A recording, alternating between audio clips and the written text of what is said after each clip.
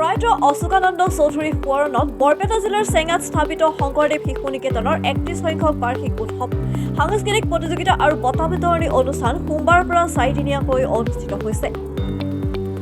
6 জানুৱাৰীৰ পৰা 9 জানুৱাৰীলৈ চলিব লগা এই বাৰ্ষিক উৎসৱত প্ৰথম দিনাই অনুষ্ঠিত হয় সাংস্কৃতিক শোভাযাত্ৰা। সাংস্কৃতিক শোভাযাত্ৰা উদ্বোধন কৰে তাৰাবাৰী আৰক্ষী থানাৰ ভাৰপ্ৰাপ্ত আৰক্ষী বিষয়া মৃণাল শৰ্মাই।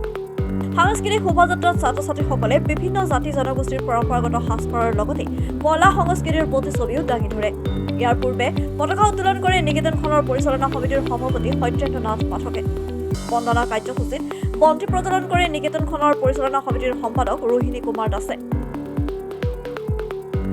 পতাকা উত্তোলন আৰু বন্তি প্ৰজ্বলন অনুষ্ঠানৰ আঁত ধৰে নিকেতনখনৰ প্ৰধান আচাৰ্য প্ৰদীপ দেৱপায়নে।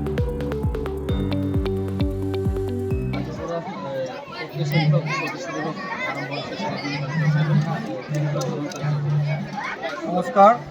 আজি প্ৰয়াত অশোকানন্দ চৌধুৰীৰ সোঁৱৰণত শংকৰদেৱ শিশু নিকেতনৰ চেঙাৰ 4 দিনীয়াকৈ 31তম সাংস্কৃতিক প্ৰতিযোগিতা ও বাৰ্ষিক প্ৰতিষ্ঠা দিৱস আয়োজন কৰা হৈছে। আৰু আজি প্ৰথম দিনৰ কাৰ্যসূচীত আমি শোভাযাত্ৰা এটি উলিয়াবলৈ সাংস্কৃতিক শোভাযাত্ৰা এটি উলিয়াবলৈ আৰম্ভ কৰিছোঁ। তাৰ বাবে আমি সাজু হৈছোঁ আৰু এই সাংস্কৃতিক শোভাযাত্ৰা উদ্বোধন কৰাৰ বাবে আমি আমাৰ স্থানীয় তাৰাবাৰী থানাৰ ভাৰপ্ৰাপ্ত আৰক্ষী বিষয়া মৃণাল শৰ্মাদেৱক আমি উদ্বোধন কৰাৰ বাবে মাতি আনিছোঁ। আৰু আজি শংকৰদেৱ শিশু নিকেতন চেঙাৰ বাবে এটি অতি শুভ মুহূৰ্ত। আজি আমাৰ এই নিকেতনখনে ৰূপালী জয়ন্তী বৰ্ষ পাৰ কৰাৰ উপৰিও ৩২ সংখ্যক প্ৰতিষ্ঠা দিৱসত আজি ভৰি দিছে।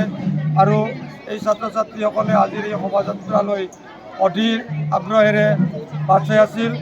আমি আশা কৰিছোঁ আমাৰ এই শোভাযাত্ৰাৰ জৰিয়তে বা 4 দিনীয়া কাৰ্যসূচীৰে নিকেতনখনৰ সকলো দিশ আমি সমাজৰ আগত দাঙি ধৰিব পাৰিম আৰু লগতে আমাৰ সকলো কাৰ্যসূচীৰ সফল সামৰণি হ'ব বুলি কামনা কৰিছোঁ।